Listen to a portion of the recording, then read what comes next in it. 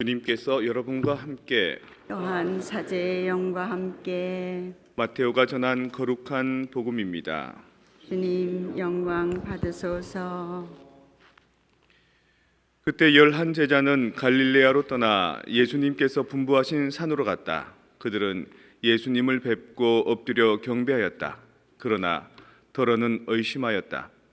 예수님께서는 그들에게 다가가 이르셨다. 나는 하늘과 땅의 모든 권한을 받았다. 그러므로 너희는 가서 모든 민족들을 제자로 삼아 아버지와 아들과 성령의 이름으로 세례를 주고 내가 너희에게 명령한 모든 것을 가르쳐 지키게 하여라. 보라, 내가 세상 끝날까지 언제나 너희와 함께 있겠다. 주님의 말씀입니다. 그리스도님 찬미합니다. 어제 성모의 밤, 이거 강복 드려야죠. 일어나십시오.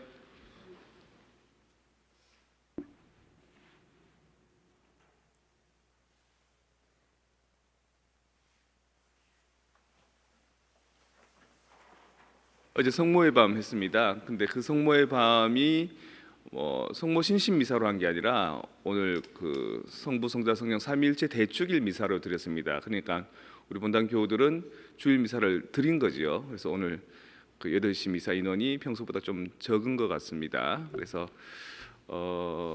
이따가 그 주님의 기도할 때 제대 다 올라와서 같이 서로 손잡고 기도하고 또 영성체도 위에서 할 수 있는 그런 시간 한번 가져보겠습니다. 인원이 좀 적으니까. 삼일체 대축일은 그 사실 성부, 성자, 성령의 신존재론을 그 얘기하는 겁니다.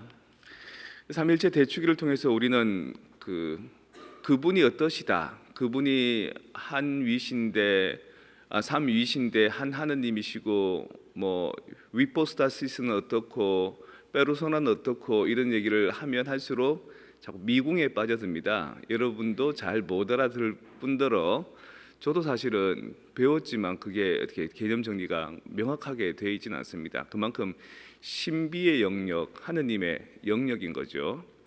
그러면 오늘 삼위일체 대축일이 무슨 의미가 있을까? 하느님이 성부, 성자, 성령 삼위시면서 또 한 분이시다라는 가장 기본 개념은 이제 납득이 된다기보다도 알겠는데, 그럼 그 다음에 뭐야? 오늘 어떤 의미가 있을까? 사실 부활절 이후에는 계속해서 그 가톨릭 교회의 주된 도그마들, 믿을 교의들을 계속해서 이제 교육을 시킵니다. 그래서 지난주에는 성령 강림 대축일, 오늘은 삼일체 대축일, 그 다음 주는 또 성체 성결 대축일, 이런 중요한 가치들을 계속 언급하는 거거든요. 우리는 우리에게 이제 특히 실생활에 도움이 될 수 있는 삼일체 대축일의 가치를 한번 찾아봐야 된다고 생각합니다. 무엇보다도 각기 다른 위격인 삼위가 일체를 이루는 것처럼 우리도 각자 다른 개인들이 하모니를, 일체를 이루어야 되지 않겠습니까? 근데 내 속으로 난 내 자식도 나하고 안 맞고, 벌써 몇십 년을 같이 산 내 아내도 나하고 안 맞고, 내 남편도 나하고 안 맞고, 그러면 뭐 친구들이나 회사 동료들이나 성당의 교우들은 더 마음에 안 맞겠지요. 근데 그거를 어떻게 하면 하나의 일치성을, 유니티를 좀 이룰 수 있을까? 성부 하느님은 성자 예수님을 무시하지 않습니다. 그리고 성자 예수님은 늘 하느님 아버지의 뜻을 먼저 섬깁니다.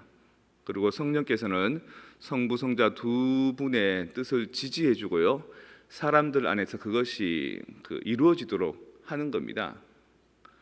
아버지가 자식을 야단치면 엄마가 막 뜯어말리고 당신 왜 그래 이러면은 아버지 면이 안 서지요, 그죠? 아버지가 그럴 만한 어떤 권위를 부릴 만한 이유가 있을 거고, 또 자식이 그걸 보면 우리 아버지가 야단치는 거 우습게 볼 겁니다. 서로가 서로의 입지와 포지션에 대한 이 존중과 배려가 상당히 필요한 거죠. 이걸 가르쳐주고 있는 그 가치들이 우리 유교 문화 안에 있습니다. 삼강 오륜 아시죠? 삼강, 그러니까 가장 그 근간이 되는 줄기가 되는 가르침 군의신강 임금님과 신하 사이에는 지켜야 될 도리가 있다. 부위자강 아버지하고 자식 사이에도 지켜야 될 선이 있지. 부위부강 남편과 아내 사이에도 지켜야 될 도리가 있지. 이게 이제 권위의식을 말하는 게 아니라